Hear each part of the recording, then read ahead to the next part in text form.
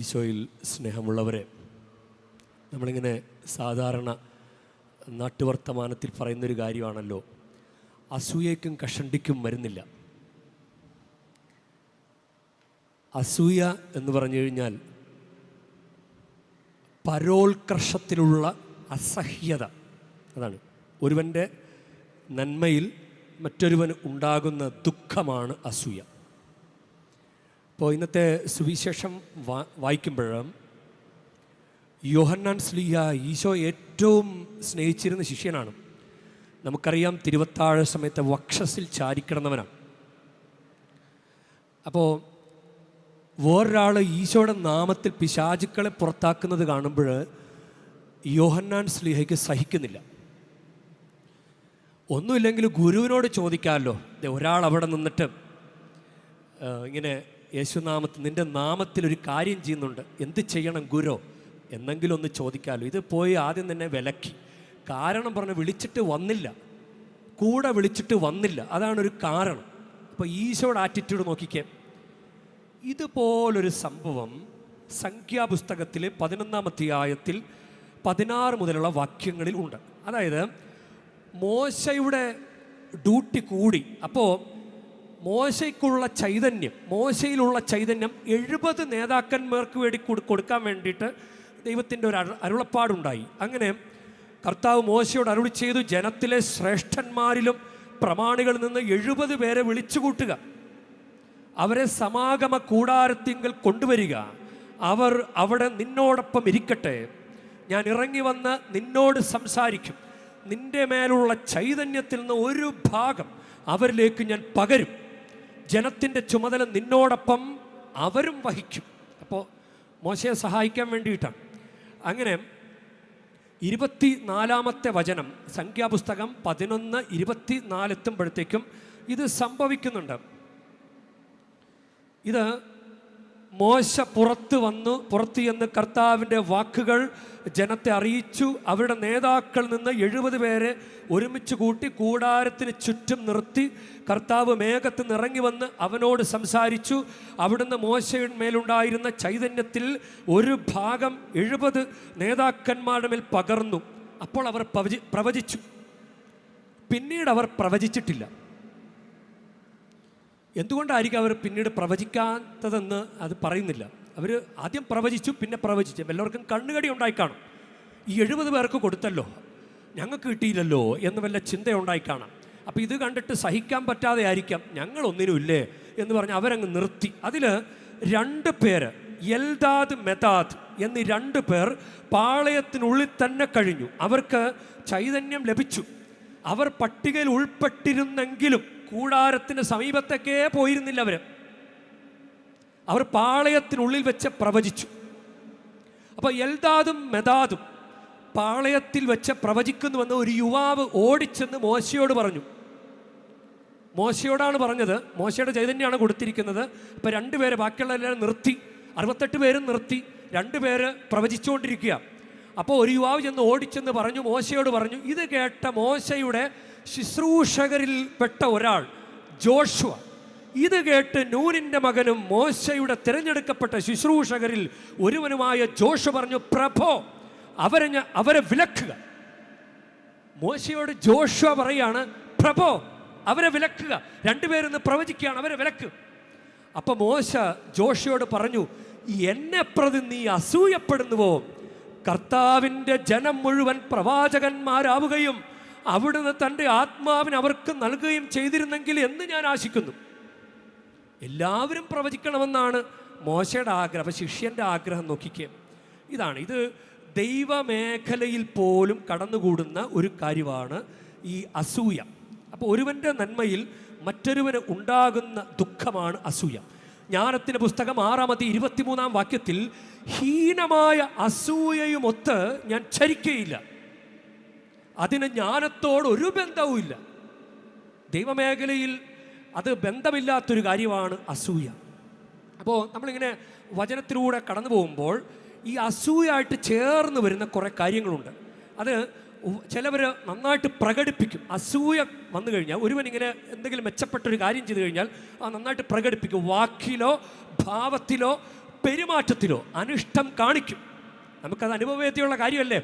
വാക്കിലോ പെരുമാറ്റത്തിലോ ഭാവത്തിലോ അനിഷ്ടം കാണിക്കും. നമ്മൾക്ക് ഒരു കാര്യം കിട്ടിക്കഴിഞ്ഞാൽ നമ്മളൊരു ചിലപ്പോൾ മിണ്ടിയാല, അങ്ങനെയുള്ള കാര്യങ്ങളുണ്ട്. അപ്പോൾ ഇതിൽ ഒന്നാമത്തെ ഒരു കാര്യമാണ് അസൂയയും തർക്കവും. അസൂയ വന്നു കഴിഞ്ഞാൽ പിന്നെ അവിടെ തർക്കം വരും. അതുകൊണ്ടാണ് കൊരിന്തോസ്യർക്ക് എഴുതി 1-ാം ലേഖനം 3-ാം അധ്യായം 3-ാം വാക്യം, എന്തെന്നാൽ നിങ്ങൾ ഇപ്പോഴും ജഡീക മനുഷ്യർ തന്നെ, നിങ്ങളുടെ ഇടയിൽ അസൂയവും തർക്കവും നിലനിൽക്കുന്നെങ്കിൽ നിങ്ങൾ ജഡീകരും സാധാരണക്കാരുമല്ലേ? ജഡീകരും സാധാരണക്കാരുമല്ലേ അസൂയ ഉണ്ടെങ്കിൽ? ഇനി അസൂയ വരുമ്പോൾ വരുന്നൊരു കാര്യമാണ് സ്വാർത്ഥത.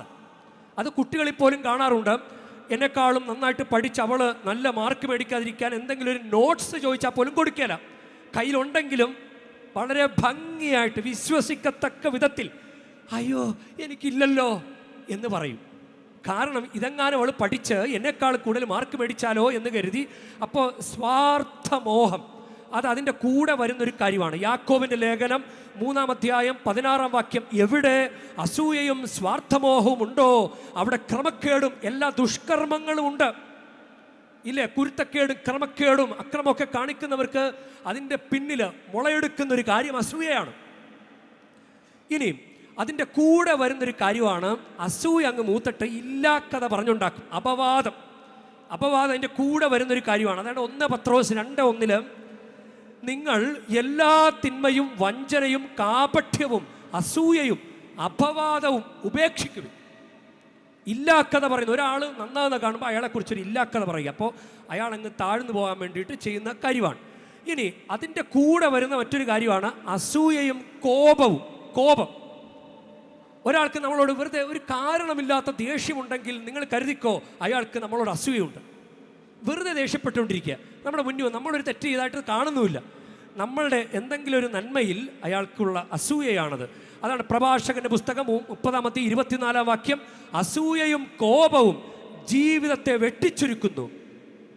ഇനി മറ്റൊരു കാര്യമാണ് വഴക്കുണ്ടാകും. വഴക്ക് ഇത് തിമോത്തിക്ക് എഴുതിയ 1-ാം ലേഖനം അത് 6-ാം അധ്യായത്തിൽ പറയുന്ന വ്യാജ പ്രബോധകർ എന്ന ടൈറ്റിലോടുകൂടി പറയുന്ന കാര്യമാണ്. ആരെങ്കിലും ഇതിൽ നിന്ന് വ്യത്യസ്തമായി പഠിപ്പിക്കുകയോ നമ്മുടെ കർത്താവായ യേശുക്രിസ്തുവിൻ്റെ യഥാർത്ഥ വചനങ്ങളോടും ദൈവഭക്തിക്ക് ചേർന്ന പ്രബോധനങ്ങളോടും യോജിക്കാതിരിക്കുകയോ ചെയ്താൽ അവൻ അഹങ്കാരിയും അജ്ഞനുമാണ്.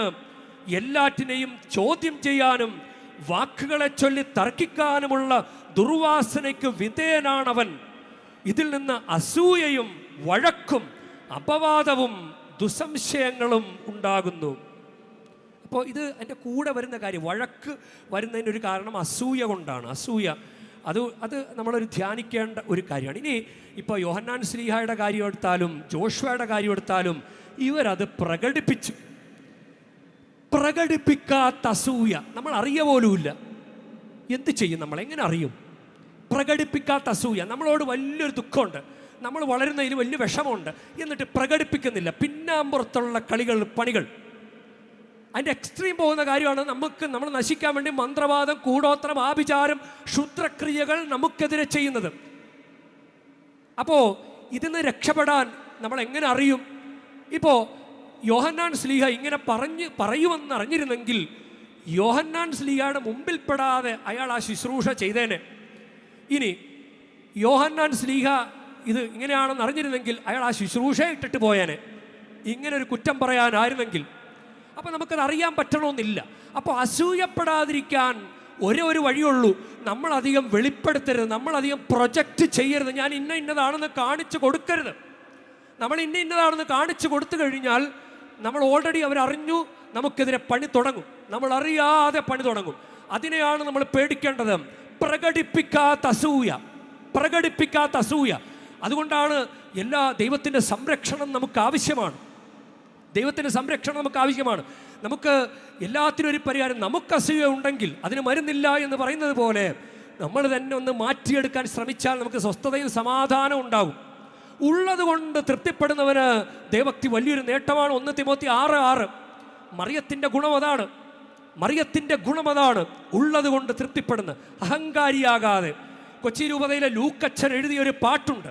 അതിൻ്റെ വരികൾ ഇങ്ങനെയാണ്: ഉദ്ധതയാകാതെ ഉന്നത പുത്രനെ ഉദരത്തിലന്നു നീ സംവഹിച്ചു.